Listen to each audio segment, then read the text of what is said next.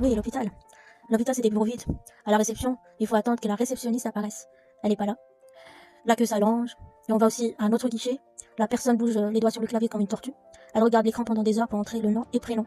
Et puis elle te confisque ta carte nationale. La dame du service facturation qui a saisi mon nom et prénom et qui m'a confisqué ma carte nationale m'envoie à l'autre bout, à un endroit qu'elle identifie par le four. Alors, j'avance dans le couloir, les odeurs de saleté m'empêchent de respirer, je demande où est le four. On me dit prends l'escalier, tu cherches l'escalier, et je le cherche. À son bout, il y a une porte. La porte est fermée. Alors, je reviens sur mes pas, je demande. On me dit encore oui, c'est par là-bas. Et je vais là-bas. Je vais encore là-bas. Je vais encore là-bas. Mais là-bas, on me dit non, c'est pas là-bas, mais c'est là-bas, à droite de l'escalier. Alors, j'emprunte la partie droite, je monte, et à son bout, je trouve une sorte de sortie, je sais pas, voilà, d'un parking avec des bâtiments, et je ne sais pas où aller. Je reviens encore sur mes pas pour redemander, et on me dit il faut aller au bureau d'admission à l'entrée. Je rebrousse mon chemin, et je vais là-bas, et je retrouve à nouveau, à l'endroit qui ressemble à un parking, plusieurs entrées. Et alors, aucune indication, ni signal, ni rien du tout pour t'orienter. Alors je commence à demander le chemin. Mes amis, j'ai commencé à demander aux passants, et aussi à des passants qui cherchent aussi par où passer. J'ai demandé à des étudiants de médecine, et d'autres encore. Ensuite j'ai avancé, je redemande, jusqu'à trouver où c'est. Je reviens à la file d'accueil, je la trouve en train de parler, elle pianote sur clavier, notre personnel de facturation. Elle pianote sur clavier, elle regarde l'écran pendant ce qui semble être des heures, elle parle au téléphone, elle prend des photos avec son mobile de l'écran, et qu'elle envoie aussi à quelqu'un par WhatsApp. Alors, moi j'attends, ensuite, je lui ai parlé, il y avait la dame devant moi, mais je lui ai parlé, mais elle s'est pas retournée, même pas. Finalement, elle m'a donné ma carte nationale, elle a entré, voilà ce qu'elle a fait, elle a entré sur un tableau Excel la somme que j'ai payée. En fait, c'était ça son travail de génie, c'est d'entrer la somme, c'est tout, et elle m'a redonné la fiche, et elle me dit, va aller à la salle de consultation numéro 1. Et là, j'y suis partie.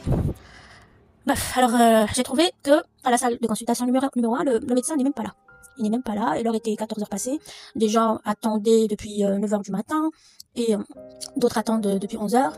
Ils attendent un fantôme. Ils ont payé bien sûr pour consulter chez un fantôme qui n'est même pas là. On attend, et c'est normal d'attendre. Certains disent le matériel est en panne, d'autres disent le médecin est occupé ou bloc opératoire. Des vérités qui ne semblent pas l'être.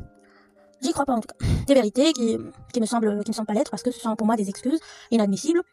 Alors comment est-ce qu'on continue de réceptionner les malades, on les envoie payer alors que le matériel est en panne, ou encore est-ce qu'un médecin de consultation peut être à la fois au bloc pour chirurgie et faire aussi le travail de consultation avec des gens qui attendent depuis plus de 4 heures. Et la journée est même sur le point de finir. Les gens ils attendent encore et encore, et le médecin fantôme est ailleurs en train de faire le travail d'un chirurgien et pas de médecin de consultation. Dans la salle, les gens, dehors, ils s'inscrivent, ils attendent, et c'est tout à fait normal. Le pire, c'est que c'est les mauvaises odeurs dans l'hôpital. Ça suffoque. C'est comme si on était assis à côté d'une aubaine. Une fois entré, quand le médecin s'est présenté enfin, une fois entré chez le médecin, pour vérifier mon oreille, elle n'a pas du tout de matériel. Elle me dit, on n'a pas de matériel. Elle porte à mon oreille une sorte de petit entonnoir.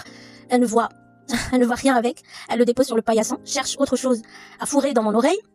Et puis, elle trouve rien, elle trouve deux petits entoirs qui sont sales, qui sont mis dans l'eau sale. Et elle me dit, je n'ai pas de spéculum adapté pour vérifier ton oreille. On n'a pas d'entonnoir.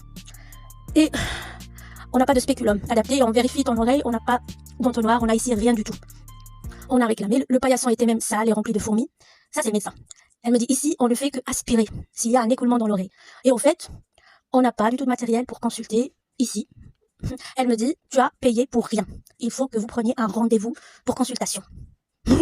La santé publique.